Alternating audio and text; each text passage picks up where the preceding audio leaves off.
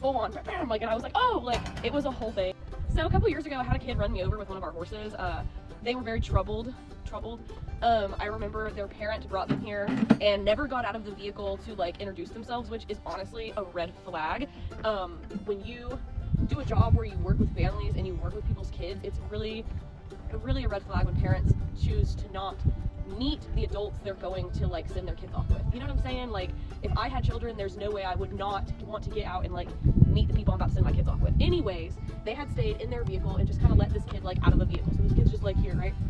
Of course, we're extremely welcoming. We bring this kid in.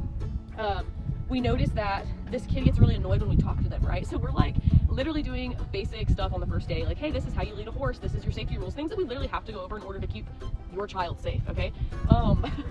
So this child is one of those children that's like rolling their eyes, getting annoyed. However, we have heard that they were troubled, okay? So we're like, oh, you know, this makes sense. We'll just not talk about everything so we don't annoy them that much because we want them to have a good experience. So we kind of changed the way we did things for this child. And kind of gave them the information slowly over the past. I think they came like 3 times anyways.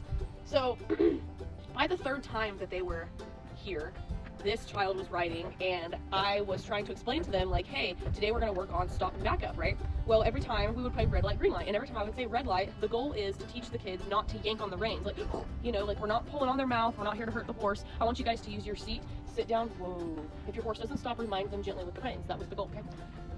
So I'd be like, all right, guys, think about it. Red light, bam, pulling on the reins. No, hey, that's not what we're doing. Getting mad at me, right? And I'm like, I've explained to myself multiple times here, like, this is my job, right? But this specific child is blatantly not listening to me and like getting angry and mad at the animal, our animal now, okay?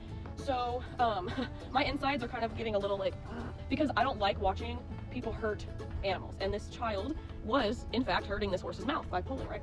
So I was like, hey, if you don't mind, I want you to take a breather for a second. I took the reins out of the child's hand. Take a breather for a second and just calm down, okay?